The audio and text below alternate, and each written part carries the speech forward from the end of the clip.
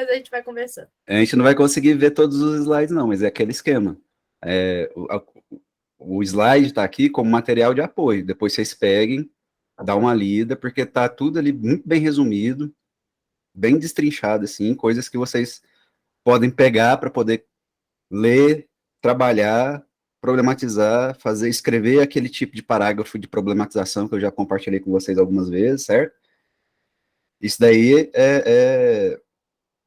se vocês precisarem, pede para mim também depois, eu mando, se não tiver acesso de outra maneira. Então, eu sei que tem um pessoal que está visitando, né, nossas aulas de hoje, então sejam bem-vindos aí também. Se precisar, é só conversar que a gente passa o material. Então, a gente não vai conseguir passar por todos os slides bem bonitinho, direitinho e tal, do jeito que eu gostaria, porque é muita coisa, mas pega e depois vai ler devagar, com calma, certo? Que tem muita coisa boa aqui, cara, muita coisa boa mesmo. Então, vamos lá. Como é que a gente começa hoje nossa aula, cara? A gente vai começar a aula de hoje fazendo uma introdução bem rasteira, bem de boa aqui, uma introdução meio que por um contexto sócio-histórico, para poder falar de quando é que a gente começa a desenvolver tudo que a gente vai começar a falar e aprofundar hoje na nossa aula, que é o quê? Pensamento científico moderno, conceitos, né, que a gente vai utilizar dentro da filosofia, dentro da sociologia, que são os conceitos que vão enriquecer as redações de vocês. Quais são os pontos fundamentais, né, que a gente pode falar que marca um período de mudança mesmo, pleno, né, e profundo? É esse momento aqui que a gente está falando, né, o início do período moderno, né, principalmente nas sociedades ocidentais. Porque o que muda nesse momento aqui, cara? O que acontece nesse momento aqui? E aí a Dani, a hora que você quiser, Dani, entrar e falar e comentar aí, fica à vontade.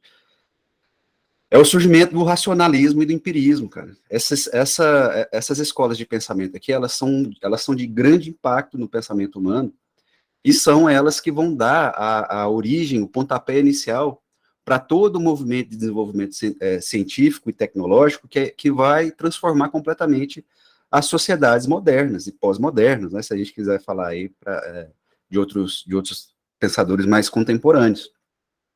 Mas tudo isso que a gente vive hoje, o efeito da internet nas nossas vidas, e aí aqui que vocês já podem pegar para poder se atendar quais são os temas que você pode usar isso aqui na redação.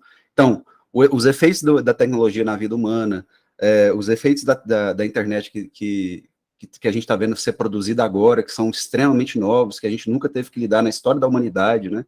Esse nível de interação comunicativa que a gente tem hoje, tudo isso tem início aqui, tem raiz aqui, né? É claro que a gente pode voltar um pouquinho mais atrás e falar de outros pontos históricos que são importantes, mas eu resolvi pegar esse ponto específico, porque ele é um ponto de fissão, ele é um ponto de ruptura, muito importante, principalmente o evento histórico que foi a Revolução Francesa e o Iluminismo.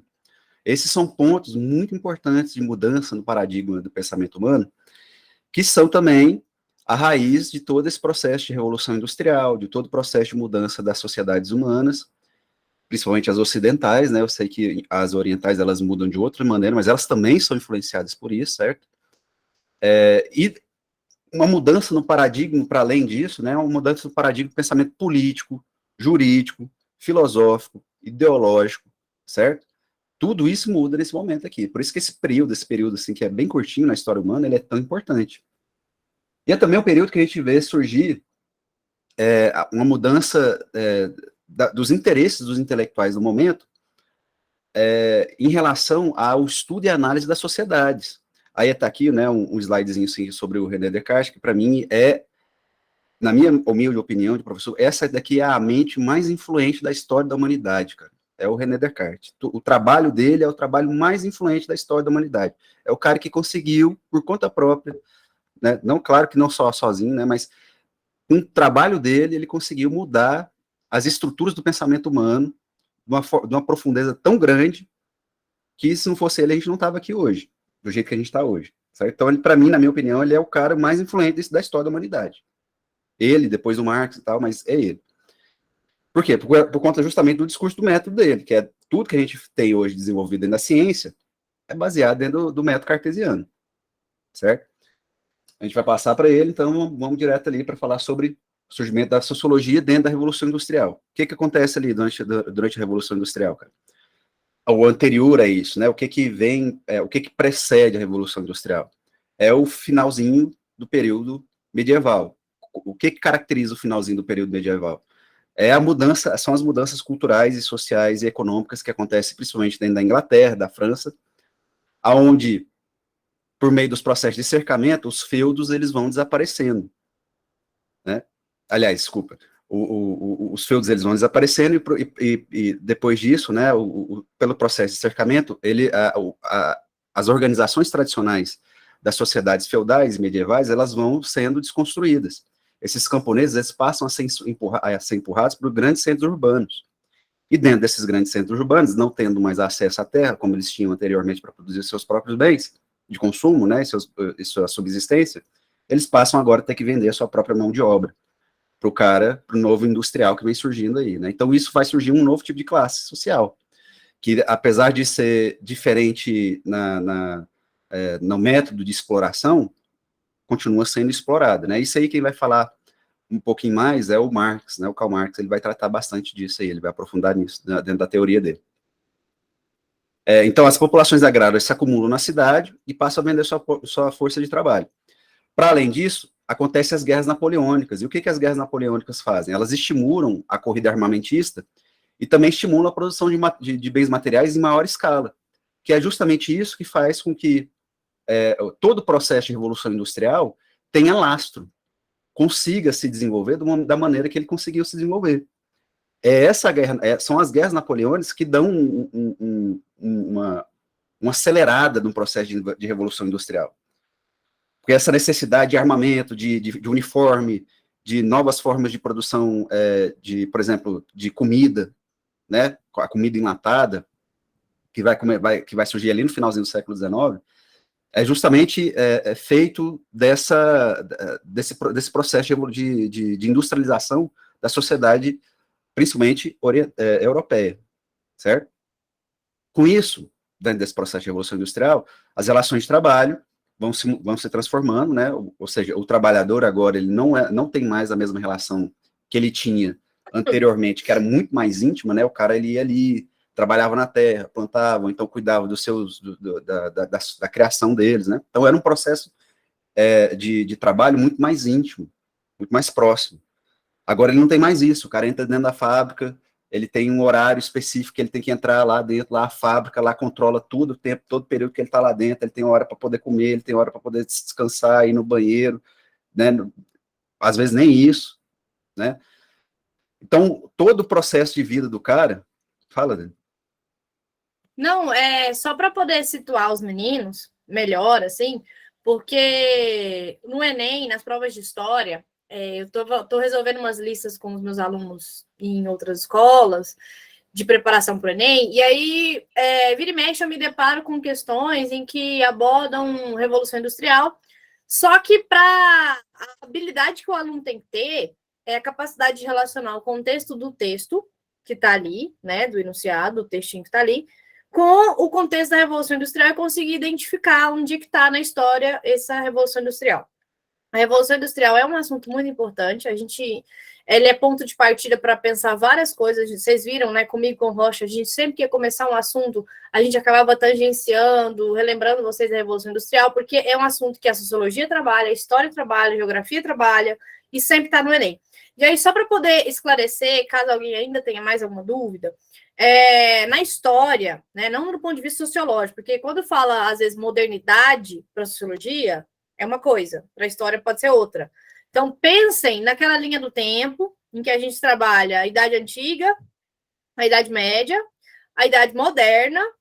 O que nós, historiadores, consideramos como Idade Moderna é a data que vai do século XV, de 1453, tomada de Constantinopla, que é o evento que marca isso, né? Começa a Idade Moderna, acaba a Idade Média, e vai até o evento que o Lucas trouxe para vocês, que é a Revolução Francesa de 1789. É o início da Idade Moderna e o fim da Contemporânea. E a Idade Moderna, galera, é um assunto, eu até falei no aulão que eu estava participando ontem, que está sendo mais cobrado do que a Idade Contemporânea. Como assim, professora? até uns 5 anos atrás, 5, 6 anos atrás, caía mais idade contemporânea, Revolução Francesa para frente. Mas agora, de uns 3 anos, mais recentemente, o Enem tem focado muito mais na Idade Moderna.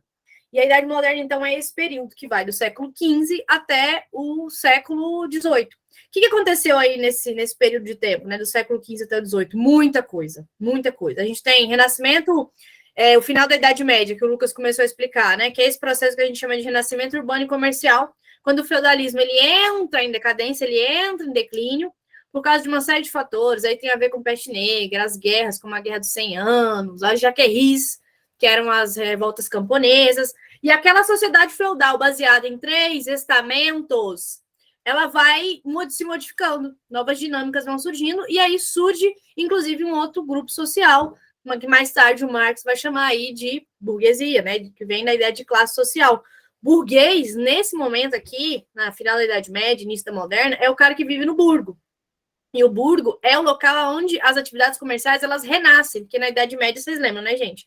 A economia do feudalismo é voltada para a autossuficiência, é uma economia agrícola, praticamente a monetária. Então, a burguesia surge no iníciozinho da Idade Moderna, final da Idade Média. Só que a burguesia ainda é um grupo muito incipiente, muito, digamos, fraco, frágil. Inclusive, a burguesia ela vai apoiar a ascensão dos estados modernos absolutistas justamente por causa disso. O surgimento dos estados modernos da Inglaterra, da França, da Espanha, de Portugal, tem a ver com esse contexto em que a burguesia está surgindo, está necessitando de alguém, de uma figura de poder para poder organizar as relações econômicas, padronizar as moedas, os pesos, as medidas, garantir segurança nas estradas dentro de um território unificado. E a nobreza, que estava enfraquecida no final da Idade Média por causa das cruzadas, por causa das revoltas camponesas, a nobreza estava temendo perder as suas terras, a sua vida, essa nobreza também vai se agarrar a essa figura do rei. E aí, dentro da Idade Moderna, a gente vai ter a consolidação dos Estados Nacionais modernos, que é uma parte importantíssima da história, que é a fundação do Estado moderno, esse Estado, né? Que vai passar por várias transformações, mas é mais ou menos a base, o princípio desse Estado que a gente tem hoje, né? Com as monarquias absolutistas.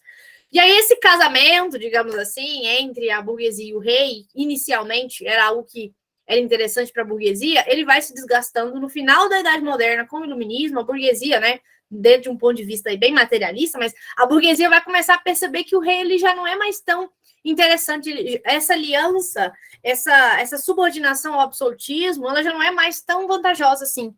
E aí, a partir das ideias liberais, a burguesia, então, ela começa a perceber que o ideal é o quê? Romper com o rei. Romper com o rei abriria à burguesia novos caminhos, novas possibilidades. E aí o capitalismo, então, ele começa a entrar na sua fase industrial. Porque até então, o que a gente tinha na Idade Moderna, a Idade Moderna era marcada pelo nascimento do capitalismo, né? O iniciozinho lá, renascimento urbano comercial, fim da Idade Média, nasce o capitalismo, mas é o capitalismo que a gente chama de um capitalismo comercial, vulgo, mais conhecido também como mercantilismo. Lembra, gente? Balanço comercial favorável, intervencionismo, protecionismo, colonialismo, né? Tudo isso faz parte desse pacote Mas chamado mercantilismo. A principal mudança entre mercantilismo e capitalismo é o giro do capital. O capitalismo tem no mercantilismo existe um ímpeto de acúmulo de capital. Sim. No capitalismo específico é giro. O capital nunca para. Ele nunca para. Isso. Ele está sempre sendo reinvestido. Esse capitalismo, então, vai entrar na fase industrial, como o Lucas muito bem lembrou, com essa nova dinâmica, né? Um capital que não tem que ficar só acumulado, ele tem que ser reinvestido, investido novamente. E aí, é aí que surge a Revolução Industrial, porque eu tenho um pouco de medo, Lucas, às vezes acontece bastante, dos meus alunos associarem Revolução Industrial com o início da Idade Moderna. Isso seria um erro. A Revolução Industrial ela não começa quando a burguesia surge. Leva um tempo para que a burguesia se entenda enquanto um grupo, né? E para que essa Revolução Industrial aconteça. Beleza? Então, não confundam. É porque a gente, como a Dani falou, existem formas diferentes de delimitar esses tipos de termos, né? Então, por exemplo, a história, ela delimita de um ponto. A sociologia, a filosofia, de outro. Sim. Mas dentro de um ponto específico, dentro da epistemologia, por exemplo, a gente pode... O que é a epistemologia? É o campo de conhecimento da filosofia que busca estudar e entender como o pensamento é formado, qual que é a história da razão e do pensamento humano, e as mudanças que ele sofre a decorrer do tempo. Por exemplo, a semente da modernidade, do pensamento moderno, como a gente está falando, a gente pode encontrar ele no Renascimento. Sim. Então, assim, O não é movimento uma coisa... iluminista, ele é uma continuidade de certa... Ixi, a Dani caiu, acho. Acho que a Dani caiu. Mas, então, continuando, assim, a ideia dentro de um ponto de vista dessa perspectiva de pensamento, a ideia do pensamento moderno, a gente pode olhar até um pouquinho mais para trás ali da queda da Bastilha e tal. Então, assim, não é um recorte muito claro, específico dentro dessa discussão, principalmente dentro da área da epistemologia. Então, quando a gente está falando dentro dessa área da filosofia, da epistemologia, da sociologia, a gente está falando disso, desse momento, dessa transição de uma mudança de um pensamento medieval, que é uma coisa um pouco mais, menos definida especificamente por data, mas sim por um período maior de tempo, e por acontecimentos, vários deles, né, porque processo de mudança de pensamento não acontece da noite para o dia, não acontece de um momento para o outro com um acontecimento só, né, ele acontece no decorrer de várias e várias décadas, de séculos, né, tanto é que a gente vai encontrar hoje, dentro das discussões ali da filosofia, da sociologia, de campos diferentes das ciências humanas, argumentos sobre se a gente ainda está na modernidade ou se a gente já está na pós-modernidade. Tem alguns autores que não aceitam o termo de pós-modernidade.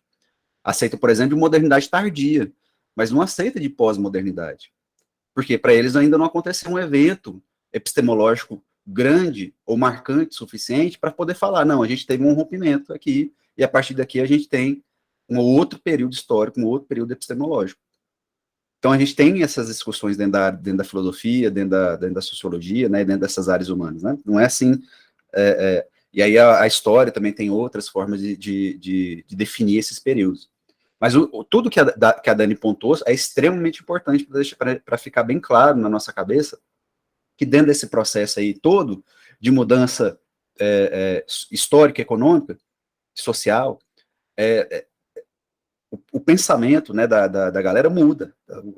É esse o meu ponto que eu quero falar para vocês. Esse momento aqui, ele é tão drástico, é um momento de mudança tão drástico dentro da história humana, que ele é a raiz de toda a sociedade contemporânea que a gente tem hoje. Ela começa aqui. A gente pode falar que ela começa desse momento aqui. E aí, para a gente poder já entrar na nossa discussão conceitual, eu já trouxe aqui eu já começo a falar de alguns autores, certo? De alguns conceitos, e por que eles são importantes, e por que eles são interessantes para vocês tratarem dentro da redação de vocês. Por exemplo, aqui a gente tem que começar a falar do Augusto Comte e o positivismo, né? Quem foi o Augusto Comte, cara? Ele é considerado o pai da sociologia. Ele foi o cara que cunhou o termo sociologia. Então é por isso que ele é considerado o pai da sociologia. Mas não é antes dele, veio outros pensadores que, igual estou falando, né? A gente faz essas recortes para poder ser mais didático, para poder ser mais compreensivo, né? Assim como a gente faz dentro da ciência, a gente organiza categorias que são bem recortadinhas, bonitinhas, mas não quer dizer que aquilo ali que a gente está tratando só se limita àquela categoria. Tem outras coisas amplas e tal, mas então é só para fim de entendimento, para facilitar o nosso entendimento. Então, o Augusto Comte, ele é importante porque ele é o cara que fala assim, olha só, a gente está vendo esse tanto de mudança acontecendo na sociedade contemporânea, nessa sociedade moderna, e é preciso que exista um campo de conhecimento que se dedique a estudar essas mudanças, porque senão a gente vai ser atropelado por elas. Ele está vendo ali justamente ali nesse momento de mudança, de transição do período, né, medieval para o período moderno. E aí ele dá essa ideia, olha só, sociologia, é um campo que vai se dedicar ao estudo específico das sociedades e o que mudou, o que não mudou, mas com um porém, porque até então, né, ele fala, olha, outros pensadores vieram antes de mim e deram essa ideia também de estudar a sociedade, não quer dizer que eu sou um cara aqui que estou inventando a roda de novo, não, mas o que eu quero? Eu quero que essa nova área, ela se dedique a estudar sociedades com o mesmo grau de rigidez metodológica que as outras ciências, que a química faz, que a matemática faz, que, né, com todas as outras ciências fazem. E aí ele dá essa ideia da sociologia, que é a partir da aferição, do experimento, ou do positivismo, né, que é essa maneira de pensar onde o conhecimento só pode ser obtido através da experiência sensorial e do aferimento, né, sensorial, da observação metódica, né, que ele chama. É só a partir disso que a gente pode construir conhecimento real. E o que o Conte queria fazer com isso? Ele queria que essa disciplina ela se dedicasse a estudar a sociedade para poder tratar a sociedade como se fosse um corpo. Então, a sociedade era um corpo, o sociólogo seria o médico desse corpo, né? Então, ali, ele deveria se voltar a estudar as doenças, as enfermidades, assim, do mesmo jeito como se tem no corpo, para poder achar as curas dessas enfermidades sociais, né? Então, ele inaugura esse campo, esse novo campo aí, né? Ele pega e traz, como ele era um cara positivista, né? Qual que é a principal característica do positivismo, né? Essa ideia, primeiro, né? A ideia do trabalho, do conhecimento, que ele só pode ser obtido através do experimento, né? Através dos sentidos, né? Mas, para além disso, dentro dessa ideia do positivismo, existe essa noção do progresso, né? O conhecimento ele deve ser feito ou ele deve ser construído com um objetivo. Qual que é o objetivo? É o progresso da humanidade. E aí, olha só, que interessante, a gente encontra esse tipo de coisa, inclusive, na nossa bandeira. A bandeira do Brasil, está escrito Ordem e Progresso. Essa é um viés dessa noção do positivismo. Para vocês terem uma ideia, então, de como é que isso daqui, ele ainda hoje está junto da gente, né? Está na nossa realidade. E aí, como essa ideia de progresso era muito importante para o Augusto Comte, né? E para o ideal de positivismo, ele trabalha na cabeça dele, né? Que as sociedades elas passam por 3 estados específicos, que é o estado mitológico, onde o ser humano ele explica a sua realidade por meio dos fenômenos, por meio das narrativas mitológicas e religiosas, né?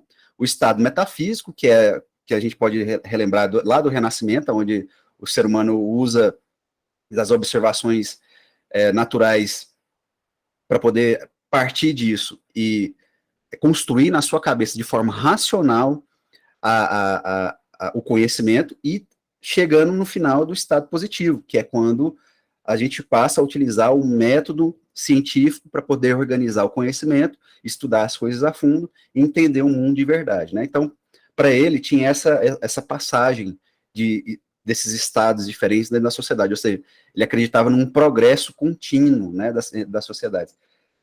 E aí, como sociólogo, ele buscava entender as sociedades dentro desses 3 recortes. Eu olhava para uma sociedade e falava assim, para qual estágio dessa sociedade se encontra nesse momento? No mitológico, metafísico ou no positivo? Então, ele inaugura essa forma que a gente chama de evolucionismo social, né? Que ele tenta observar essas diferenciações evolutivas dentro das sociedades, né? Passando, então, adiante, a gente vai falar um pouquinho sobre os clássicos da sociologia, né? Esses daqui já são batidos para vocês, né? E aí, a gente vai passar bem rapidinho também, depois vocês se debrucem para poder ler um pouquinho mais atenção, mas vamos lá. Lucas, pois não. Deixa eu só concluir para não ficar, antes que eu me esqueça também, porque minha energia tinha acabado totalmente. Eu perdi o que você falou, me desculpa, mas não, é só para um tipo de erro comum, como eu estava falando, em relação aos alunos quando eles vão fazer as provas de história, associar, por exemplo, ali as primeiras corporações de ofício, o início do renascimento urbano já com uma revolução industrial. E aí é onde eles pecam, porque eles estão cometendo o que a gente chama de anacronismo, né? Porque a Revolução Industrial, que dentro da história, ela é trabalhada a partir do final do século XVIII, justamente com toda essa movimentação, todas essas transformações da Idade Moderna para a história, que é o Iluminismo, o fortalecimento da burguesia, as revoluções inglesas, a Revolução Francesa. Então, tome muito cuidado. Às vezes você acaba caindo na bobeira de achar que já dá para considerar o século XVI, por exemplo, ou o século XVII, como o início de uma revolução industrial. E aí é só para tomar cuidado com isso. A revolução industrial ela é característica do que nós, historiadores aqui, o final do que nós, historiadores, chamamos de Idade Moderna, que já é o mais próximo ali da Revolução Francesa do Iluminismo. Era só para esclarecer essa dúvida mesmo. Tranquilo.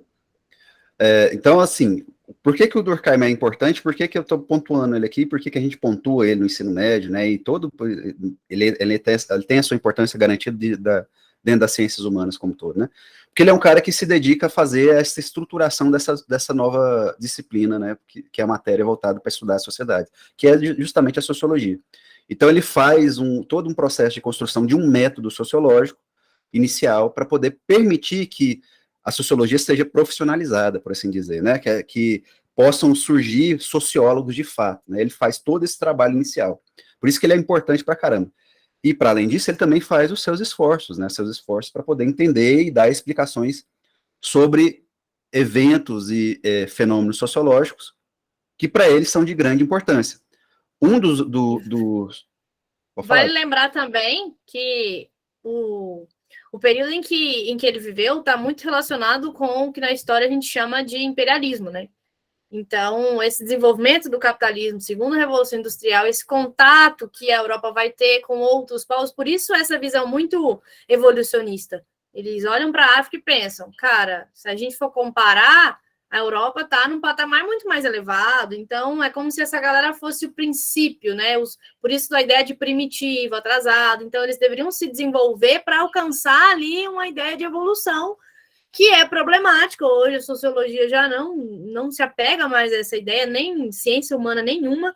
Eu falo para os meus alunos, para você ir fazer uma prova de humanas, no Enem, em qualquer outro vestibular, você tem que manter os seus juízos de valor, os seus preconceitos em casa, escondido debaixo da cama, dentro do guarda-roupa, porque senão você vai errar, né? Então, essa galera tinha essa visão muito baseada num juízo de valor. Hoje a gente já não defende mais essa perspectiva. E aí, esse século XIX, a questão do imperialismo, colocou a Europa em um contato muito mais íntimo com as populações. É claro que um contato marcado pela violência, mas isso fez com que esses intelectuais europeus eles tivessem esse interesse maior em tentar elaborar, né, explicações para aquele contexto, para aquelas justificar, né, as ações dele, né, também, até mesmo, inclusive, principalmente, para vir a calhar como uma luva, para justificar toda a questão do imperialismo como darwinismo social. Isso. O Durkheim, ele tá passando, tá vivendo, na verdade, não só o Durkheim, né, tanto, os três grandes da sociologia, que é o Max Weber, o Karl Marx e o Durkheim, eles estão vendo tudo isso, eles experimentaram tudo isso, eles estão vivendo tudo isso. Então, é por isso que, de novo, por isso que eu escolhi passar por aqui, iniciar a nossa conversa por aqui, por quê? Porque ela é, de fato, muito profunda a mudança que acontece, tão profunda, na verdade, que a gente vê surgir uma das três maiores cabeças das ciências humanas, justamente nesse momento, observando todas essas coisas e se dedicando a estudar todas essas coisas. Nada disso acontece por acaso, cara. Essas coisas não acontecem assim, por sorte, né? Rolou o dado e apareceu ali os três caras de uma vez, não é? São momentos específicos, são acontecimentos específicos que proporcionam o surgimento desses estudos, desses pensamentos, desses autores, né? E para o Durkheim aqui especificamente, o que o cara estava interessado em entender? Ele estava interessado em entender em um objeto que ele dá nome de fato social. Para ele, o fato social era uma estrutura social criada e que existia em todas as sociedades, e que por existir em todas as sociedades, o sociólogo deveria se dedicar a encontrar essas estruturas sociais dentro das sociedades. Como que o sociólogo ia fazer isso? Através da busca por três características dentro das estruturas sociais, que é a coercitividade, a exterioridade e a generalidade. E aí, a partir disso, identificando essas três características, você encontrou um fato social dentro da sociedade, né? Então, aqui, por exemplo, vamos pegar um exemplo aqui para a gente poder falar e usar como, o que é um fato social? Por exemplo, a língua que se fala. Por que a língua é um fato social? Vamos ver se ela tem essas três características. Tem característica de coercitividade? Não sei, vamos ver. Se eu falar português, se eu chegar lá na Alemanha, sem falar uma palavra de alemão, eu vou conseguir me dar bem lá dentro da sociedade? Não, eu vou sofrer uma coerção de, olha, se eu não conseguir falar aquela língua, eu vou ser excluído, eu vou ser, né, não vou conseguir participar da sociedade. Então, eu estou coagido, boicotado, ostracizado, né? Eu estou sendo coagido a aprender a língua de alguma maneira, porque caso contrário, eu vou sofrer algum tipo de sanção. Beleza. É exterior ao indivíduo? O que isso quer dizer, professor? Quer dizer que ela não depende do indivíduo em si para existir. Quer dizer que se eu morrer, a língua portuguesa vai continuar existindo. Ela é exterior a mim. Ela não depende de mim para existir. E ela é ela possui o caráter de generalidade? Vamos ver. Todas as pessoas que vivem dentro de uma sociedade precisam falar aquela língua para poder ser integrada à sociedade? Sim. Não existe uma pessoa que vai conseguir se integrar puramente à sociedade sem conseguir falar uma língua. Sem conseguir falar o português, se comunicar dentro daquilo ali, de alguma maneira. Tanto é que a gente vê esses problemas relacionados a grupos específicos, como, por exemplo, as pessoas que falam, que usam da linguagem de sinais, né, que não têm, talvez não tenham acesso, né, a aprender, e também elas são excluídas porque as pessoas não aprendem a falar a sua língua, elas acabam sendo excluídas do seio social, porque as pessoas não sabem falar com ela, não sabem entender o que é que ela quer dizer, né, então ela acaba sofrendo com isso, é uma forma de exclusão social. Então pronto, tá aí, para vocês compreenderem de vez, né, o que é o tal do fato social, eu acho que ficou tranquilo, né. Para além disso, ele vai falar sobre solidariedade, cara. O que é solidariedade? Ah, professor, é quando eu vejo um cara na rua passando fome e eu me sinto solidário a ele, vou lá. Não, pro Durkheim, pode ser isso também, mas não, pro Durkheim não é isso, não. O que é solidariedade, cara? Solidariedade é a capacidade que as sociedades têm de se organizar de forma a não cair no caos. É disso que ele está falando quando ele vai falar de solidariedade. É essa capacidade que cada sociedade tem de se organizar e as formas como elas se organizam para não cair no caos, para não cair naquilo que eles chamam de anomia social, certo? Anomia no sentido de anorma, de não ter norma, um processo, um momento onde a norma ela quebra, ela decide existir e não tendo norma, não tendo regra, não tendo lei, segundo Durkheim, né? Não há harmonia. E aí ele vai falar, ele vai dar 2 tipos de solidariedade, cara. Qual que é os 2 tipos que ele dá de solidariedade? Vamos ver se vocês lembram aí. Mecânica e orgânica. Qual que é a diferença dos dois? Mecânica. Mecânica é aquela solidariedade que não depende de sociedades que não são sociedades complexas, onde o nível de especialização da mão de obra não é tão grande, é bem pequenininho. Por que que isso é uma característica importante de entender? Porque, segundo Durkheim, essas sociedades, elas se organizam, se solidarizam, né, através de outros vínculos que não o vínculo trabalhístico, né, o vínculo de mão de obra.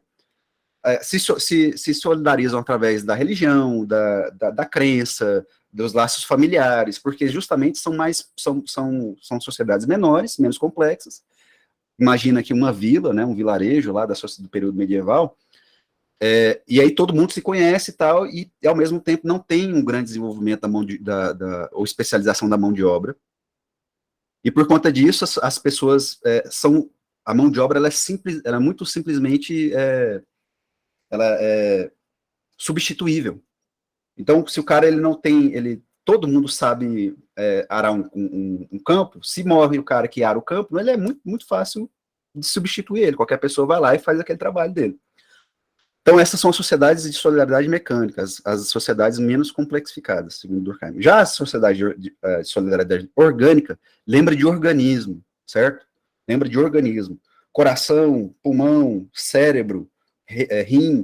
O que esses órgãos têm em comum entre eles? Eles são ultra especializados, né, em fazer o papel deles. Se você tira o pulmão de dentro do corpo da pessoa, ela consegue ficar viva? Não consegue ficar viva. O coração consegue respirar? Não consegue respirar. O pulmão consegue bombear sangue? Não consegue bombear sangue. Então, para o Durkheim, para essa sociedade de solidariedade orgânica, a alta especialização da mão de obra faz com que as pessoas, e a complexificação das sociedades, que é o que a gente vê surgir dentro das sociedades pós-revolução industrial, faz com que as pessoas se organizem, se solidarizem por meio da sua ultradependência da mão de obra do outro.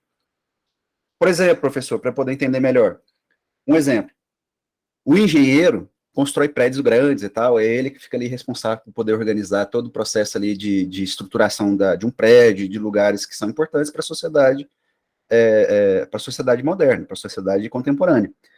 Mas ele não consegue operar o coração de alguém.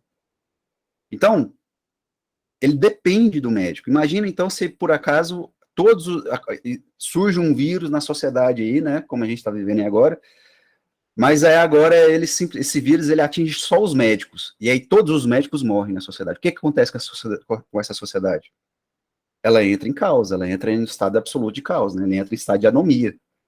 Então, para ele, para o Durkheim, essas sociedades mais complexas, elas se organizavam através desse tipo de solidariedade, baseado na interdependência que cada pessoa, que cada grupo tinha, por meio da especialização da sua mão de obra, da alta especialização da sua mão de obra.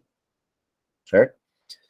Aí aqui a gente fala um pouquinho mais sobre isso, né, e vocês podem, tudo aquilo que eu falei, né, sobre solidariedade mecânica, orgânica e mecânica. O Durkheim tem muito mais coisa, cara, para a gente trabalhar. Ele é muito bom para poder falar, para tratar sobre assuntos como, por exemplo, educação, porque o Durkheim, ele acreditava que qual que era o ímpeto do indivíduo? O ímpeto do indivíduo era buscar harmonia dentro da sociedade. E aí você pode se perguntar assim, professor, como é que aconteceria essa harmonia dentro da sociedade? Por conta desse ímpeto do indivíduo de buscar um lugar para ele no mundo. Para ele, para o Durkheim, todo mundo tem esse ímpeto de tentar buscar um lugar a qual ele pertence, a qual ele vai se sentir importante, a qual ele vai se sentir útil, né, ali dentro. Ali. Se ele não encontra esse lugar, tem um problema sério dentro daquela sociedade, e que está ligado especificamente dentro da educação. É aí que vocês podem usar o Durkheim e essa ideia de solidariedade. Se existe uma ruptura dentro do processo educacional do indivíduo, desses indivíduos, existe um processo de degeneração das estruturas sociais dentro daquela sociedade, aonde o indivíduo que não passa por aquele processo educacional não encontra o seu lugar no meio social e passa a ser um desviante, aquele que não encontrou o seu lugar e vira um criminoso, vira qualquer outra coisa que pratica a anomia social, ou que contribui para o processo de anomia social. Então, o Durkheim é muito bom para tratar sobre isso. Ele, inclusive, tem vários, especificamente um texto muito bom sobre educação. Se vocês quiserem depois, eu posso passar para vocês também. Beleza, vamos lá. É muita coisa, cara. Por isso que eu tô correndo aqui, tô quase suando aqui com vocês aqui, cara. O Karl Marx, cara. Pois não. Desculpa te interromper. Qual que é o conceito mesmo de anomia social? Qual que é o conceito de anomia social? São os momentos onde a anomia é essa ausência de norma. A norma, né, que é aquela que regulamenta, que regra, que gere o comportamento do ser humano dentro daquela sociedade, ela é quebrada, ela deixa de existir. E aí você pode fazer assim, é claro que não é tão correto fazer isso, porque tem outras coisas, mas você pode fazer uma ligação de anomia é igual bagunça. Anomia é igual desorganização social. Então, quando a gente fala de anomia, a gente está falando disso, desses momentos. Tranquilo? Para ele, a solidariedade buscava evitar que as sociedades, né, ou a capacidade que as sociedades tinham de não cair nesse processo de desorganização ou de anomia, certo? Vamos lá para o Karl Marx. Karl Marx, cara, é um crime quase a gente passar por esse então correndo, mas não tem jeito. A gente vai vou tentar trabalhar com vocês aqui o máximo possível dele para vocês terem aí munido na mão de vocês aí formas N de interpelar as mais variadas assuntos dentro da redação.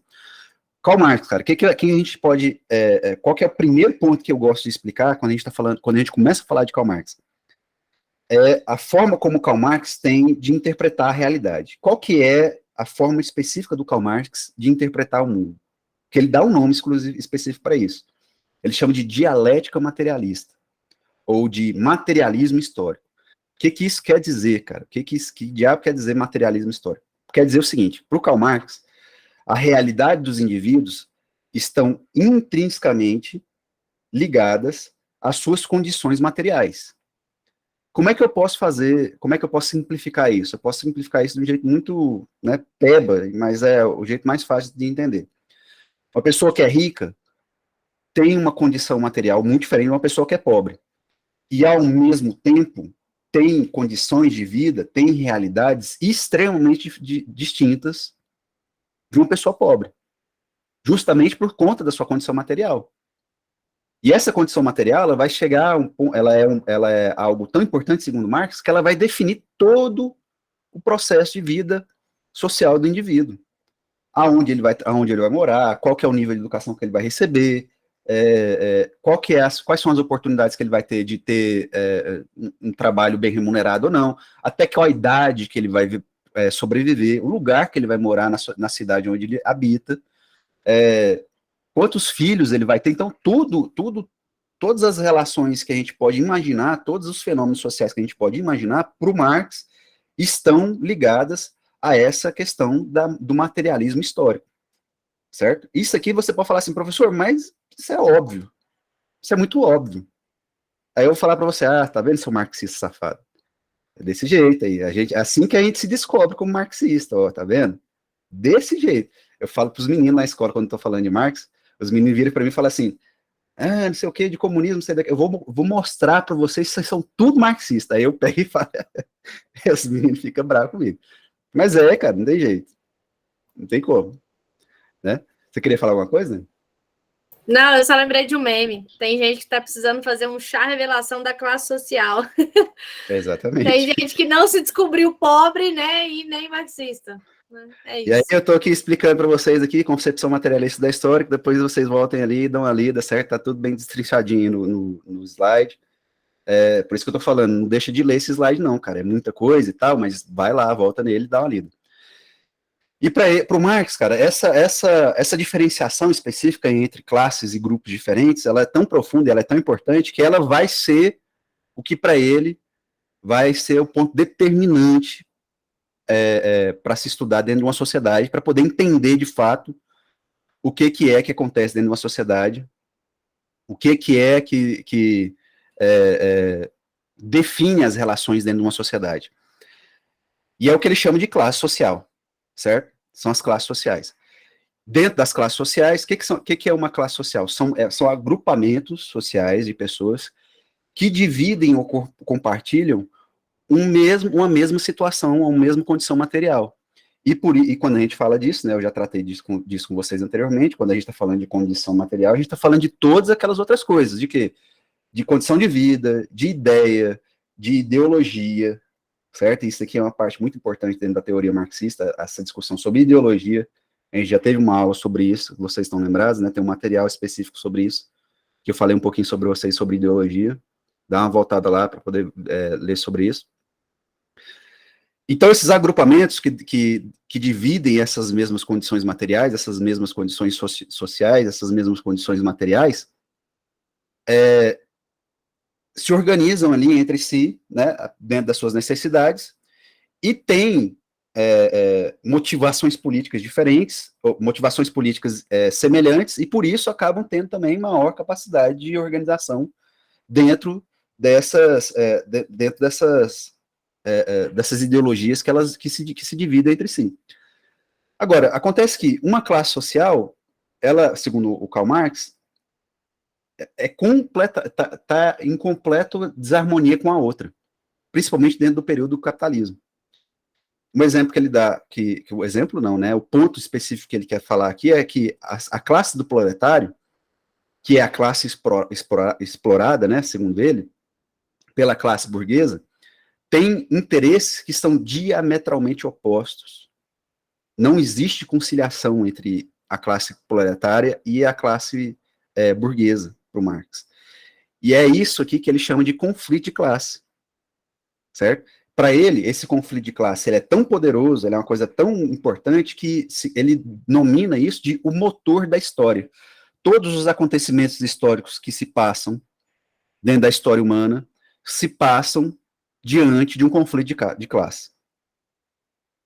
Aí ele dá o exemplo, quando ele vai falar lá dentro desse processo de conflito de classe, né, ele vai falar, olha só, o senhor de escravos, que é dono dos seus escravos, não quer deixar de ser senhor de escravos. Por quê? Porque ele tem poder, ele tem as suas condições materiais que são ótimas, ele está ali vivendo no luxo, né? Está ali vivendo sem ter que trabalhar e tal, e vivendo o trabalho dos outros. Então ele não quer abrir mão disso. Mas o escravo, ao mesmo tempo, está lá sofrendo, se ferrando, tomando chibatada no lombo, né? Dormindo de pé, sendo traficado, sofrendo, né, sendo assassinado o tempo inteiro. Ele também não quer estar nessa situação. Então aí daí que surge esse conflito direto e esse conflito, essa dialética, né, por isso que se chama de dialética materialista. Esse conflito direto entre interesses que não são conciliáveis. E aí é por isso que ele chama de conflito de classe. Deu o exemplo do escravo, do senhor de escravos e do escravo, mas isso daí se transfere muito facilmente para essa outra relação de burguês e proletário, certo? E aí ele vai falar, dentro da teoria marxista, ele vai dar os motivos, né, e as razões para ser tão diferente a vida de um proletário da vida de um burguês. E ele vai falar um pouquinho sobre alienação de trabalho e mais-valia. O que é isso, cara? O que é mais-valia? Isso aí é um termo também que vocês estão cansados já de escutar, né?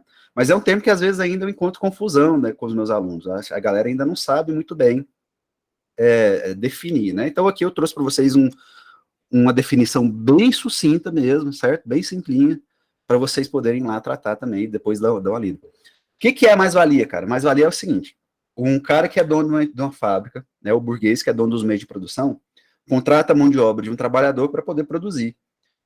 Aquele trabalhador, quando ele produz o seu produto, ele produz riqueza também junto daquele produto, né? A riqueza que um produto ele não tem valor por si próprio.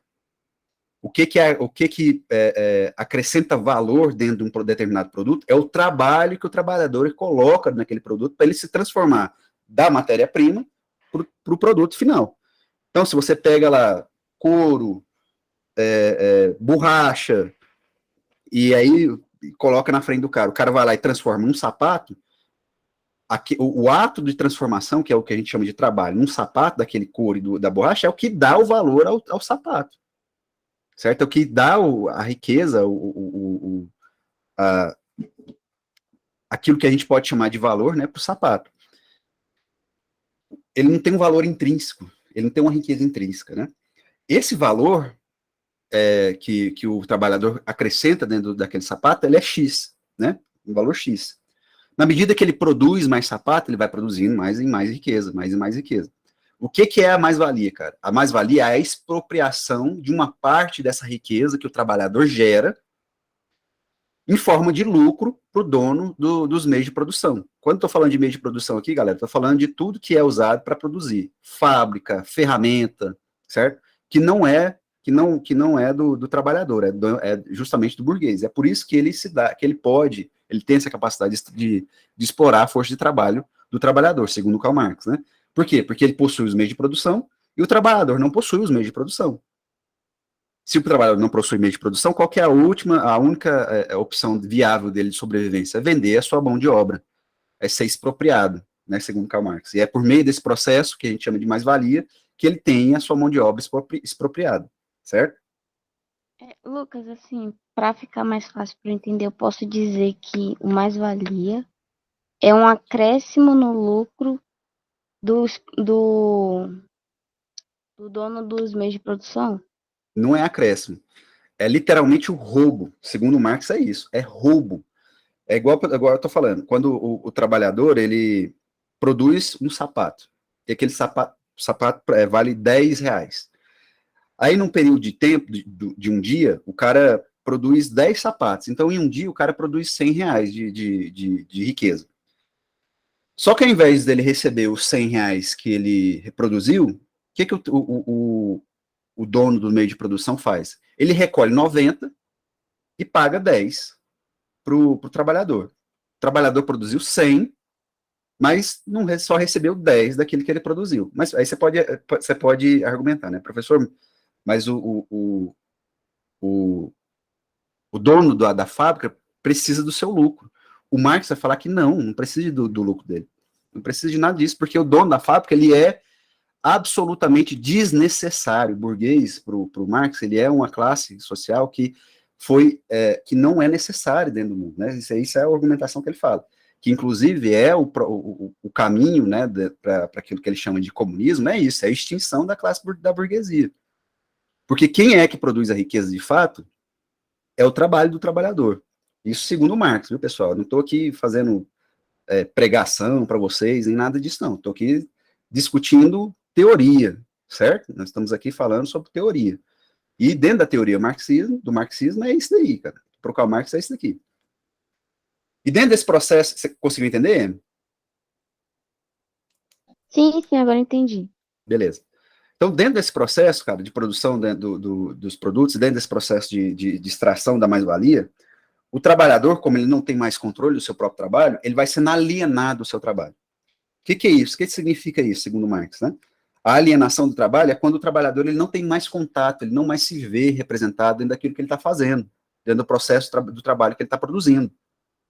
O cara, ele está lá na fábrica, lá no chão da fábrica, lá, ó, quando ele vai a Emily bem falou ali, né, dentro da linha de produção, ele está ali torcendo um parafuso, principalmente dentro do Fordismo, né? Ele está ali torcendo um parafuso da mesma coisa, o dia inteiro torcendo parafuso. O que é que ele produz lá no final da esteira, ele não faz a menor ideia. Mas o fato é que ele não se reconhece mais no trabalho que ele desempenha. E por não se reconhecer mais, ele é alienado ao seu trabalho, ele não tem mais a questão de identidade de trabalho que existia, por exemplo, em momentos anteriores da história. Lá no período medieval, o cara que produzia uma cadeira, quando ele produzia uma cadeira, ele era um artesão, ele era um artista.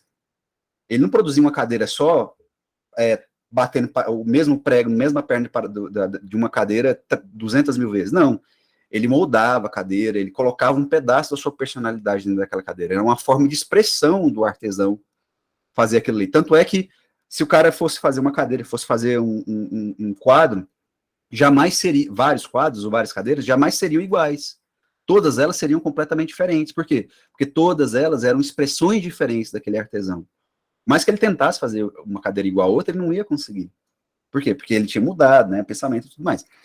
Isso daí acaba no processo de produção industrial. Não tem mais essa parte do, o trabalhador, eu sou um artesão e tal, meu filho vai ser artesão, o filho dele vai ser artesão, nossa vida vai ser baseada, né, nesse processo aqui de trabalho. Não tem mais isso.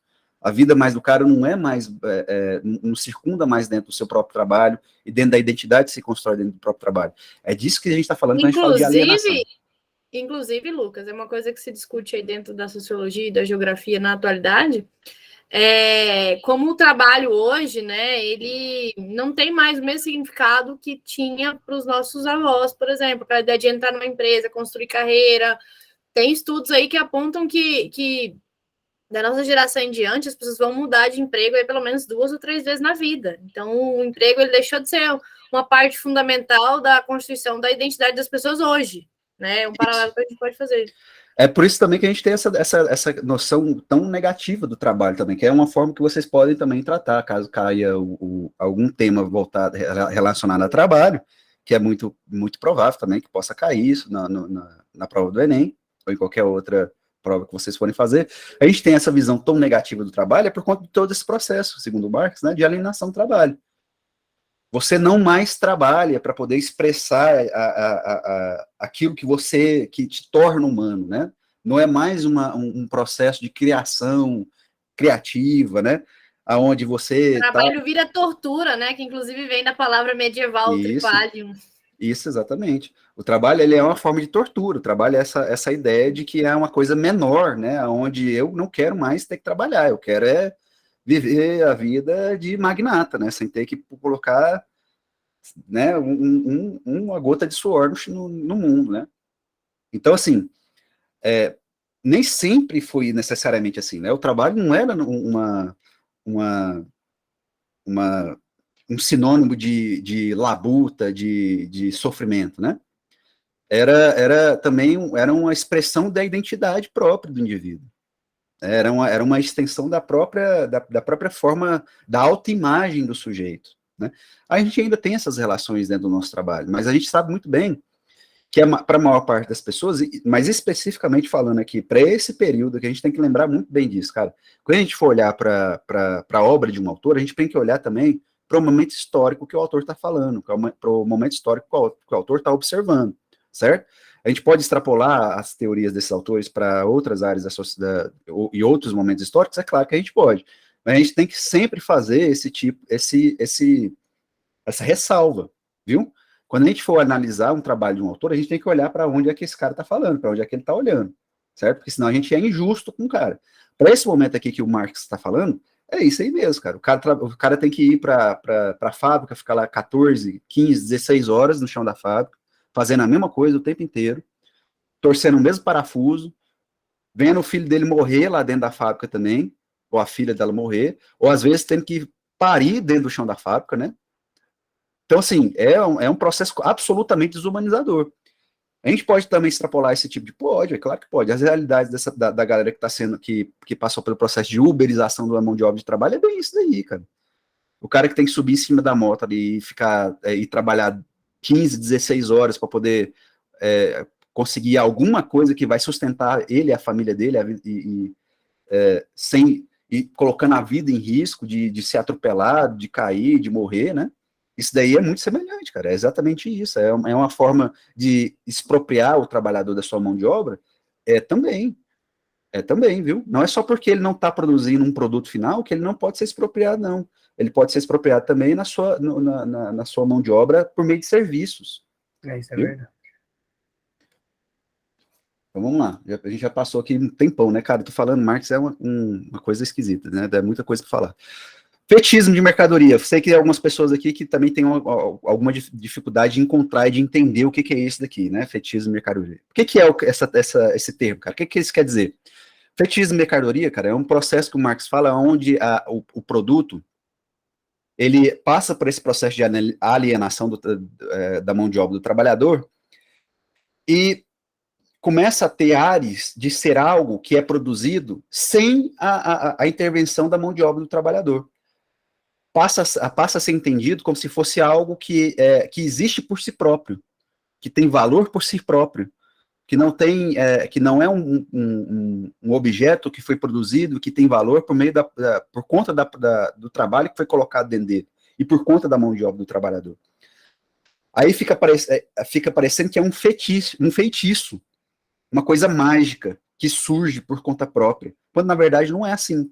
E aí é por isso que vem do nome do fetichismo de mercadoria. Olha lá, é como se o produto tivesse surgido independente do homem, do produtor, como uma espécie de feitiço. Daí o termo utilizado por Marx de fetichismo de mercadoria. Professor, por que isso daí é importante se entender? Porque esse processo de alienação do trabalho, segundo Marx, faz com que essa ocorrência, né, do fetichismo de mercadoria agrave a situação do trabalhador, porque ele não mais se reconhece como produtor daquele produto, e o produto passa a ganhar mais importância do que o seu próprio trabalho. Passa a ganhar mais valor do que o próprio trabalho do indivíduo. Dentro desse processo aqui, a gente vê acontecer, por exemplo, toda essa ultravalorização de um produto ou de uma mercadoria que vai além daquilo que o trabalhador produziu. Um exemplo muito básico disso é a moda, cara. A indústria da moda faz isso demais. Uma trabalhadora ali de Taiwan, ou então aqui mesmo de Goiânia, aqui, ó, que produz um vestido que custa ali em torno de, sei lá, centavos, ou às vezes poucos reais para poder produzir, é vendido lá fora por centenas de dólares. Não é que... E quanto é que ela recebe disso? Às vezes centavos, né? Não recebe nenhuma parte, uma porcentagem palpável daquilo ali que ela produziu. Então, esse produto, ele passa por esse processo de fetichismo, por quê? Porque ele tem valor além daquilo que é o trabalho humano colocado nele. Lucas, né? E isso com a globalização, isso fica mais latente, assim, porque é só a gente pensar, por exemplo, no caso desses aplicativos de compra, você está falando de moda tipo Shein, né? A gente entra lá e a gente fica louco com as promoções, nossa, está muito barato, mas a gente não para pensar no que está por trás daquele desconto, né? Daquele valor tão baixo. Isso. Então é uma coisa assim que tá que perpassa todo o processo produtivo contemporâneo. A gente consegue perceber isso dentro do processo produtivo contemporâneo. Né? Então é para a gente ver que o Marx ainda não está muito bem morto, né? Mas, de novo, eu passei por cima, depois vocês voltem lá. Max Weber agora, para a gente poder, bem rapidinho, chegar em condições assim, mais, né? Não passar tanto do nosso tempo. Max Weber, quais são os principais pontos que a gente precisa lembrar do Max Weber? Max Weber foi um cara que também surgiu no mesmo momento que o Karl Marx e o Durkheim, né? São ali muito próximos, né? A vida deles e o trabalho deles. O Weber, ele estava mais interessado em enxergar e tentar entender o indivíduo na sociedade. Então, assim, o Weber, ele é um teórico do indivíduo, enquanto que o Durkheim era um teórico que estava mais voltado a estudar as coletividades, não que o Weber não queira, mas o Durkheim estava mais integrado nisso, e o Karl Marx estava mais antenado nas relações entre classes e como elas se davam dentro das sociedades capitalistas. O Weber está interessado em entender como é que as relações sociais se dão em termos individuais. Para isso, ele dá essa noção de ação social, que é o quê? O que é uma ação social, cara? É toda a ação que é praticada dentro de uma sociedade por um indivíduo e que possui um sentido. Isso é uma ação social. Professor, então tudo no mundo que a gente pratica que tem sentido é uma ação social? É. Até o ato de você estender sua mão para poder apertar a mão do outro é uma ação social. Certo? Então, assim, para vocês perceberem o tanto que o Weber, ele amplia o campo de estudo dentro da sociologia para poder falar de ações individuais, né? E dentro dos seus estudos, ele estava muito interessado em falar sobre política e principalmente sobre formas de dominação, cara. O que essas formas de dominação são? Como pessoas ou indivíduos conseguem influenciar dentro da vida das outras pessoas ou indivíduos. Ele dá 3 formas de dominação, e essas 3 formas de dominação aqui são descrições que vocês podem usar tranquilamente também para poder tratar e problematizar questões ou temas dentro das redações do Enem. Forma de dominação carismática, o que era, cara? É quando a autoridade ela é suportada graças a uma devoção afetiva por parte do dominado. Então, aquele cara que é carismático, aquele político que é carismático, ele tem uma forma de dominação carismática. Outra forma que é exemplar de forma de dominação carismática, o pastor da igreja, o padre da igreja que você gosta muito, apesar de que tem a gente pode falar também que é um tipo de dominação tradicional, né, mas geralmente o cara ali que é o religioso, né, o cara ele tem uma dominação mais carismática sobre as pessoas, né? Lucas, me veio à mente também, eu não sei se eu estaria viajando, você mande eu voltar para o buraco de onde eu saí se eu estiver viajando, mas você acha que daria para a gente relacionar essa questão da dominação carismática com essa questão dos influencers hoje na internet? Totalmente. Completamente. Tem a possibilidade da gente tratar disso e como é que os influencers, eles acabam tendo, de uma forma ou de outra, um grande poder de influência, né, no mundo, a gente pode relacionar isso a essa questão da dominação carismática. Inclusive, tem muitos políticos aí que a gente pode falar que se ascenderam ao lugar que eles ascenderam, né, graças a isso, cara, graças à utilização do carisma, né. Vamos lá, dominação tradicional é onde a autoridade é pura e simplesmente suportada pela existência de uma fidelidade tradicional. Fala, Jéssica. Oi, gente, boa noite. Boa noite. Não é porque eu lembrei, a Dani falou aí, eu lembrei que a Dinamarca proibiu a profissão de digital influencer, né? Porque bom, a Dinamarca dizem que é muito feliz, né? Aquele país, então é muito nocivo, principalmente para os jovens, né? Essa ideia de felicidade instantânea, né? Essa positividade tóxica, então foi proibido na Dinamarca essa profissão. Dá para usar isso aí, gente, no Enem. Sim, tranquilamente. O governante é o patriarca ou o senhor. Então, o que é a dominação tradicional? É aquela ideia do pai, né? O pai que é o todo-poderoso dentro da família, dentro de uma família patriarcal, né? E aqui vocês podem usar isso daqui também para poder falar sobre temas relacionados a feminismo, sobre como isso daqui está atrelado dentro das sociedades patriarcais, a forma como ainda existe e persiste, né, esse nível de poder voltado dentro da figura masculina, né? Então está tudo ligado a essa ideia de tradição também. Né? Há uma noção de que é o patriarca que é o dono do poder ou da palavra final. A gente vê isso daí persistir até hoje dentro dos discursos políticos também, dentro do Zeitgeist, né, que a gente está aí vivenciando hoje. Isso aí está muito bem, né, de saúde até hoje, né? Então, presta-se obediência a uma pessoa por respeito, em virtude da tradição, de uma dignidade pessoal que se julga sagrada. E, por final, a dominação legal. A dominação legal, pessoal, aqui está ligado a outro ponto específico que o Durkheim estuda muito, que é a burocracia. Quem aí for fazer administração, vai estudar Durkheim. Ou vai estudar Weber, viu? E vai estudar muito, inclusive. Porque o Weber, ele é um dos caras que mais fala sobre o surgimento das estruturas burocráticas do mundo, principalmente no mundo moderno, certo? Ele vai falar muito sobre isso, vai se aprofundar muito sobre isso. Pois não? Alguém falou alguma coisa? Desculpa, Lucas, sou eu. Não, beleza. Perdão. Não, tranquilo. O que é essa questão da dominação legal? É a dominação pelo direito, pela lei, por aquilo que é criado por meio da burocracia. né, pelo domínio, por meio daquilo que, pela papelada, né, pela construção de regras, ou então de construções legislativas, né, onde o que domina não é mais a pessoalidade, não é mais o carisma, mas é o que está escrito no papel. Então é por isso que está ali dentro, ali, é uma forma de dominação legal. E aí quem é que detém poder dentro dessas formas de dominação legal? São os burocratas, né? São os políticos, principalmente os políticos profissionais. Inclusive, o Weber tem um texto muito interessante sobre isso, que se chama Política como Vocação, que é extremamente importante dentro da área da ciência política, porque justamente trata especificamente desse ponto, certo? Vamos lá. Aqui ele está falando sobre os tipos ideais da ação social. A gente vai passar aqui bem rapidinho para a gente não se alongar muito dele. Mas o que é isso daqui? Porque quando ele vai falar sobre ação social, ele vai classificar também, né? O que são as ações sociais, dentro de tipos ideais. O tipo ideal não é o tipo perfeito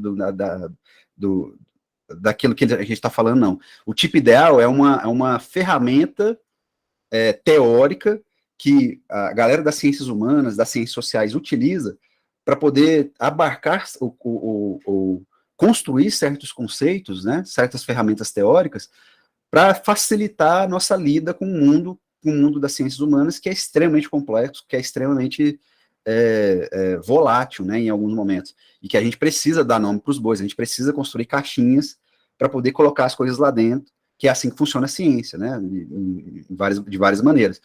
O tipo ideal são essas caixinhas, certo? É aquilo que a gente fala que deve ser para tentar encontrar no mundo, não quer dizer que a gente vai encontrar aquilo ali daquele jeito, né? Então, aqui, o que é a ação racional com relação a afins? É toda aquela ação que a gente faz de forma voltada especificamente para um objetivo. Então, quando eu ajo dentro do mundo em relação para outra pessoa, tendo um objetivo em mente, eu posso falar que a minha ação ela é racional com relação a afins. O que é a ação agora? Vamos lá. A ação racional é com relação a valor. É quando a minha ação ela é baseada nos meus valores morais, nos meus valores individuais. Então, ser honesto, ser casto, não se alimentar de carne, são todas as ações que são voltadas a relação dentro de uma ação racional com relação a valor.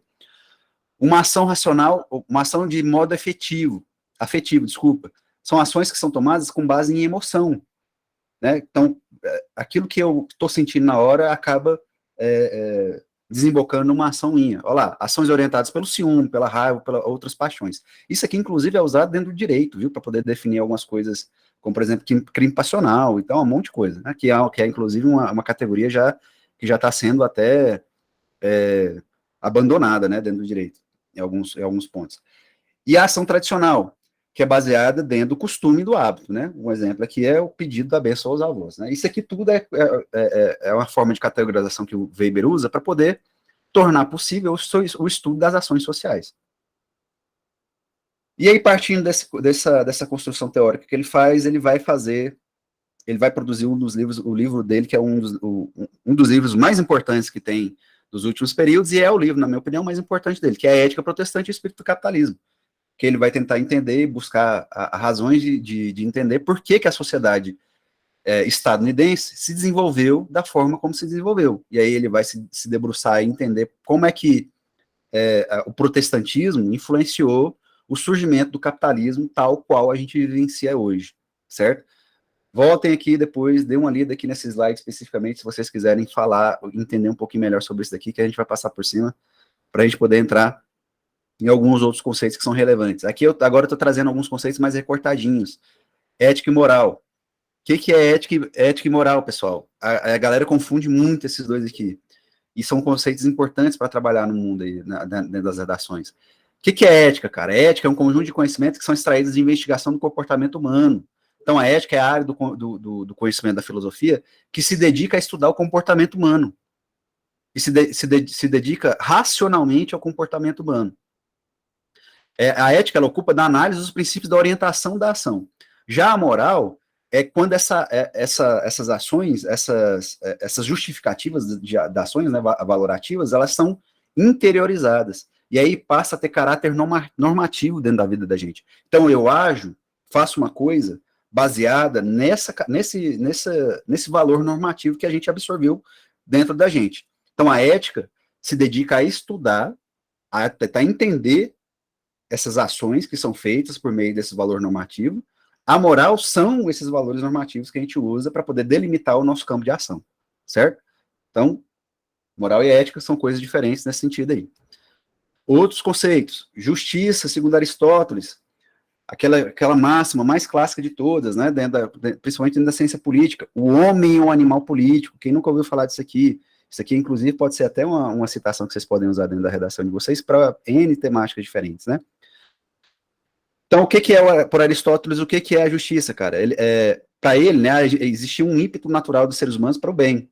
E toda ação que era baseada na razão era baseada, era voltada para obter isso que ele chamava de sumo bem, que era o bem último, né, das ações sociais, das relações entre os homens.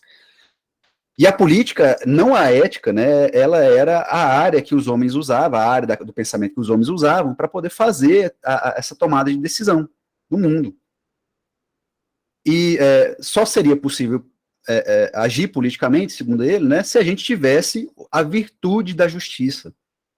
E o que é a justiça? A justiça é uma virtude que dispõe o caráter do homem a agir virtuosamente, a agir dentro de uma norma, dentro de um conjunto de regras, sem se desviar dentro dessas regras pré-estabelecidas. Então é essa daqui que a gente está falando, é disso que a gente está falando de justiça quando a gente está falando de Aristóteles. De novo, voltem, dêem uma lida aí, né, para a gente poder conseguir seguir aqui.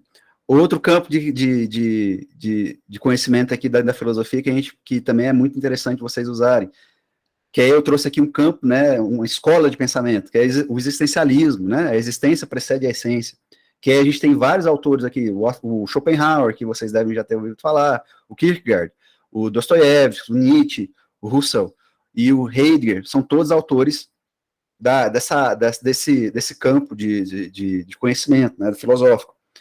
O mais famoso entre eles é o Sartre e a Simone de Beauvoir, né, que a Daniela, ela pode falar muito melhor do que eu sobre ela, tenho certeza que ela estudou muito mais do que eu,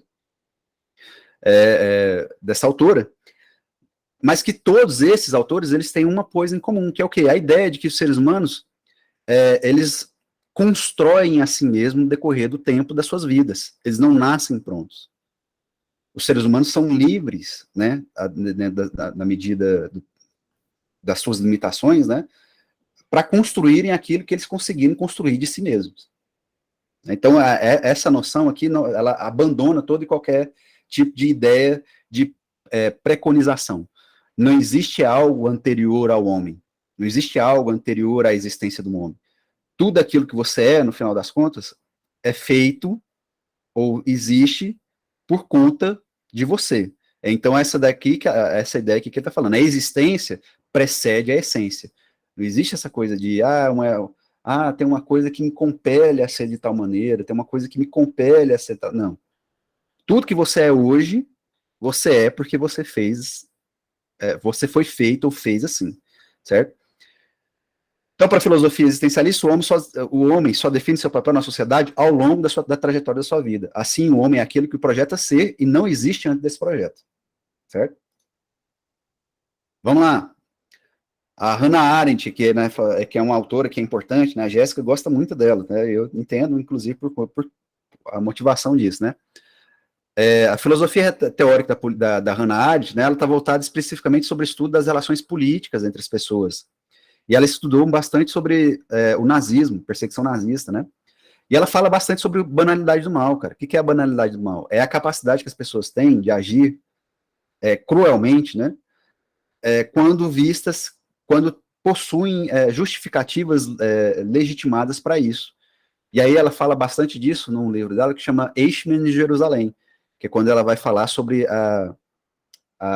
o julgamento de um dos burocratas do nazismo, que mandou para a morte dezenas de milhares de pessoas assinando papéis, né? Mas que para ele não estava fazendo nada de mal, ele só estava sendo um bom cidadão alemão. Então ela vai falar, olha só, o cara acreditava que ele está fazendo bem, matando dezenas de milhares de pessoas. É disso que ela fala quando ela fala sobre banalidade do mal. E ela vai falar também bastante sobre autoridade, que para ela não é possível existir autoridade se o Estado tenta, por meio da violência, controlar o seu povo. A autoridade ela só existe na medida que a política ela é usada de forma a integrar os cidadãos que existem dentro daquele sistema ali de forma completa. Né? Só existe autoridade quando ela é legitimada, certo? Vamos lá, depois voltem aqui e voltem. E aqui eu trouxe para vocês alguns autores brasileiros, cara, para poder falar sobre questões que estão ligadas à sociedade brasileira, à realidade do Brasil.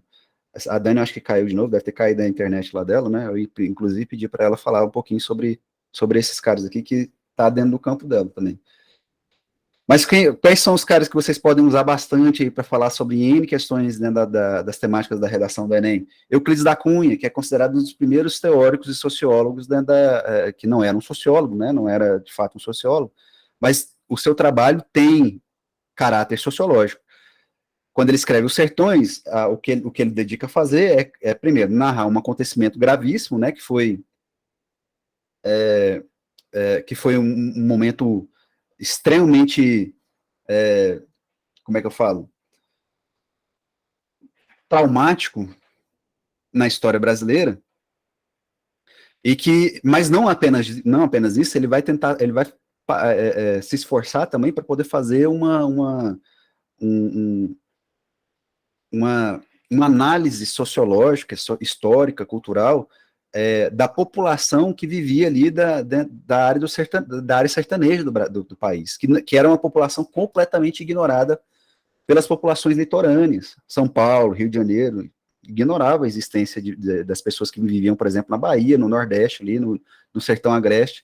Essas pessoas eram entendidas por esses litorâneos aí como absolutamente selvagens, né? Inclusive, foi essa forma de pensamento aí que legitimou todo o massacre que o Euclides da Cunha acaba narrando em Sertões, né? Gilberto Freire, cara, Gilberto Freire é outro cara também extremamente importante. Por quê? Porque o Gilberto Freire, ele é um dos primeiros sociólogos brasileiros, de fato, a se formarem aqui dentro e a construir todo uma obra sociológica voltada para poder estudar e observar a sociedade brasileira. Por que ele é tão importante assim para a gente? Porque ele é o cara que começa a falar sobre miscigenação sobre um ponto de vista positivo. Porque até então a miscigenação era vista como algo extremamente negativo. Dentro da cultura da imaginação popular, né, uma pessoa branca se relacionar com uma pessoa negra, o que ela estava fazendo? Ela estava, olha só a palavra, denegrindo o seu gene. Isso daí, por uma grande parte, ainda permanece no imaginário brasileiro, não é verdade? Vocês vão ter que concordar comigo. O Gilberto Freire, ele é o primeiro cara a falar assim, não, calma aí, esse processo de miscigenação aí não foi negativo não, cara, foi positivo. Foi positivo. Agora, por que foi positivo, o senhor Gilberto Freire? Porque, na imagem dele, né, foi o que fez surgir essa ideia de que ele dá de democracia racial. O que é isso, cara, de democracia racial? Essa é a noção que o Gilberto Freire cria de que, olha, no Brasil não tem conflito entre raças diferentes, como existe, por exemplo, nos Estados Unidos. Lá nos Estados Unidos, que ele estudou nos Estados Unidos, né, por muito tempo, ele se formou sociólogo nos Estados Unidos. Tem os conflitos raciais que tem nos Estados Unidos, principalmente no momento que ele estudou lá, né, eram muito marcantes. E ele falava que esse tipo de coisa não existia no Brasil. Só que o Gilberto Freire, ele era meio que cego, né, porque a gente sabe que esses conflitos existem muito no Brasil, só que de forma muito mais velada, né, muito diferente do que acontece nos Estados Unidos. Mas por meio disso, ele vai criar essa noção de democracia racial, falando que não existe esse tipo de conflito racial dentro da sociedade brasileira. Isso aqui vocês podem pegar esse conceito para poder criticar e trabalhar também nas redações de vocês. Próximo aí, sociólogo ou pensador brasileiro importante, Sérgio Buarque de Holanda. Principal livro dele, Raízes do Brasil. Extremamente interessante, extremamente importante. Qual que é o principal conceito do Sérgio Buarque de Holanda que vocês já devem ter ouvido falar aí também muitas vezes? Questão do homem cordial, cara. O que é essa noção do homem cordial? Não é que o brasileiro é bonzinho, não, viu? Não é que o brasileiro é legal, não, tá? Não tem nada a ver com isso. A ideia do homem cordial era a noção de que o brasileiro, por não ter instituições formalizadas que garantiam a impessoalidade da lida social entre os indivíduos, ele tinha que acabar lançando mão da sua cordialidade no sentido de ser ação afetiva mesmo. Então ele tinha que ser legal, ele tinha que chegar ali, falar mansinho e tal. Por quê? Porque ele não tinha um Estado, não tinha uma instituição legal para poder garantir que ele podia ter os seus direitos garantidos por conta dele só ser um cara normal. Ele tinha que lidar com os conflitos da sua realidade, utilizando de meios afetivos. Ele não tinha mais aliás, nunca teve, na verdade, né, segundo o Sérgio Buarque de Holanda, uma instituição que garantisse os seus direitos por conta própria, né? E aí, dentro dessa noção de cordialidade aqui, a galera acha que, não, é porque ela é legal. Não, na verdade, o homem cordial é um homem cruel pra caramba, porque inclusive ele pode ser raivoso, ele pode ser violento pra caramba, certo? Por quê? Porque se não há violência, não é só física, certo? Violência também pode ser aquela violência simbólica, como a gente já falou outras vezes. Porque simplesmente não tem uma instituição que garanta para ele que ele não precisa fazer isso. Não existem instituições que façam o tratado, o dia a dia social, se tornarem impessoal. O que isso quer dizer, cara, quando eu estou falando de impessoal?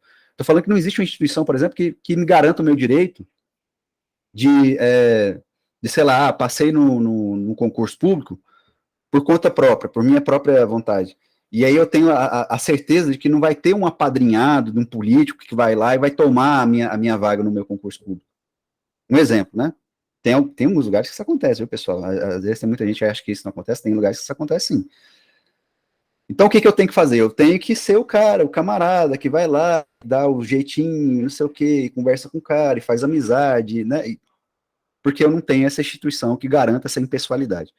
Beleza? Isso aqui é a ideia do homem cordial. Caio Prado Júnior é outro cara também importante dentro da teoria sócio-histórica brasileira, porque escreve A Formação do Brasil Contemporâneo, que é um dos livros mais importantes dentro das ciências humanas, dentro da história, dentro da sociologia, dentro da economia, certo? É um dos livros mais importantes.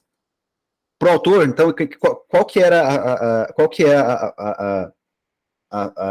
o principal alvo do Caio Prado Júnior? É tentar entender quais são as formas de desenvolvimento do Brasil que permitiu que a gente se desenvolveu da forma como a gente existe hoje. Por que o Brasil se desenvolveu voltada para essa produção rural e agrária? Por que a gente tem ainda essas instituições que são voltadas para essas questões que são mais tradicionais? Por que a gente não passou pelo processo de industrialização, ou se passou, a gente passou por esse processo de forma completamente quebrada e incompleta, certo? E ele vai para além disso, ele vai tentar entender também por que certas instituições ainda perduram, como, por exemplo, o racismo, como, por exemplo, o machismo e a segregação social que está ligada a tudo isso. Próximo. Octaviani vai tentar ainda escrever mais ainda e falar sobre as formas como as relações sócio-históricas que se deram entre a população escravizada no Brasil e a população branca, né, europeia no Brasil, acabou influenciando como a sociedade brasileira se transformou e se construiu da forma como se construiu. Olha lá, o preconceito deixa de ser classe, ele vai entender ser de classe, né, de cativo, liberto, escravo, escravidão. Ele vai falar que, olha, na sociedade brasileira, essa ideia de delimitar preconceito só como classe, ela não é suficiente, a gente precisa olhar também para a raça, para a questão de raça. No Brasil não tem só preconceito de classe, não tem só preconceito de raça, as duas coisas estão intimamente ligadas. É o Octaviani que vai falar sobre isso. O Florestan Fernandes é o cara, também um dos caras mais importantes também dentro das ciências humanas, é ele que vai criticar essa ideia da democracia racial que é inaugurada pelo Gilberto Freire, certo? Então, Gilberto Freire fala sobre democracia racial, ele é que cria o conceito de democracia racial, o Florestan Fernandes é o cara que vai falar assim, isso é conversa, isso é um mito, certo? Porque o Florestan Fernandes estava muito interessado em tentar entender como que são as relações étnico-raciais dentro do Brasil. porque como que os negros são excluídos dentro da sociedade brasileira, especificamente, certo? Depois volta aí e dá uma lida aí melhor no slide. E por último, pessoal, o Darcy Ribeiro. Darcy Ribeiro, ele é importante por quê? Porque o cara que se esforçou para poder montar toda uma estrutura de entendimento e análise étnica da gênese, da origem da população brasileira. Na verdade, não só da população brasileira, mas de todas as sociedades americanas. Então, o trabalho dele é muito extenso, principalmente voltado para o estudo de indígenas, mas especialmente porque ele está tentando entender qual que é a origem, qual que é a gênese da sociedade do povo brasileiro.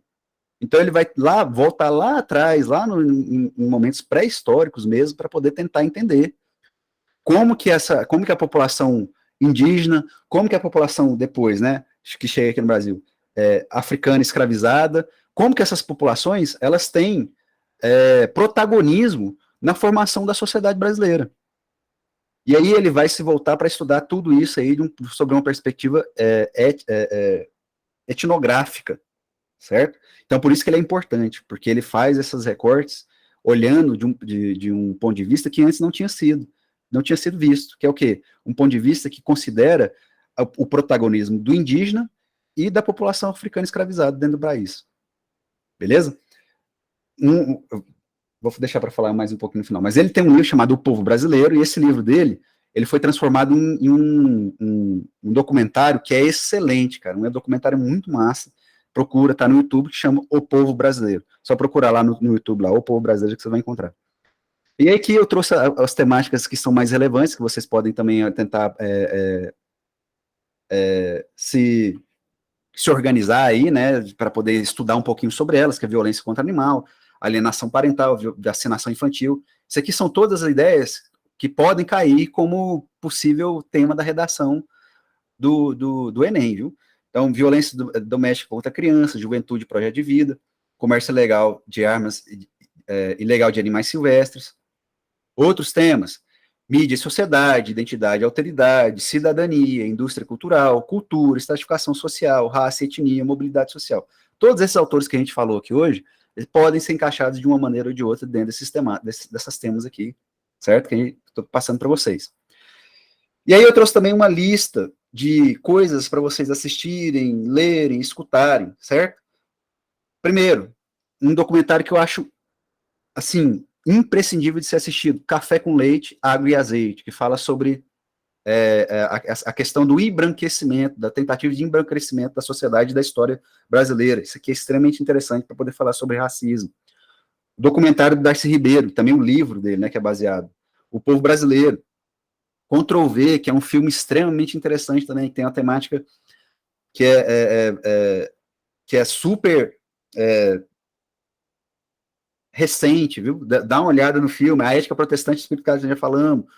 O podcast que eu faço parte, da UFG, que é o Socializando, da UFG, depois você procurem no Google, né, vocês vão encontrar isso daí, lá no Spotify também vocês encontram. A gente tem, acho que 8 episódios já lançados, que falam sobre temáticas diferentes, que são super interessantes. Dá uma olhada lá. O Fim do Sonho Americano, do Chomsky, que é extremamente interessante também. O Poço, que é muito bom, quem não assistiu esse filmezinho aí lá da Netflix, é super interessante para falar sobre estratificação social, conflito de classe. E o Couro de Gato, cara, esse filmezinho aqui é muito legal, cara, é muito massa também, para falar sobre segregação social, desigualdade social, é super interessante, racismo também. E é isso, cara, a gente chegou aqui no final aqui, os sobreviventes, né, com um pouco sobreviventes aqui dessa nossa peregrinação interminável que foi essa nossa revisão aqui, gigante, né, vocês me desculpem, pessoal, a gente passou aí 30 minutos da nossa aula, mas eu acho que era necessário, certo?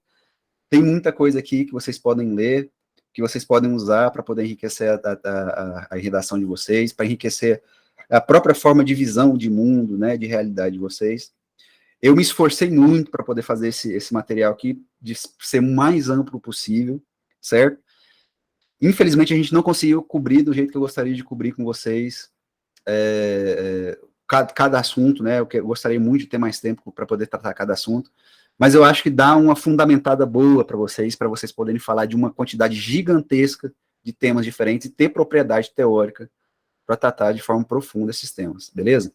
Eu agradeço muito quem ficou aqui comigo até essa hora, certo? A galera que está aqui até comigo essa hora é a galera que vai passar lá, eu tenho certeza. E eu espero ver vocês na próxima aula. Muito obrigado, certo? Obrigado pela paciência, desculpem aí, certo? Pela minha verborragia, eu já falei, já que se vocês deixarem, eu falo até semana que vem. Mas falou. Muito obrigado.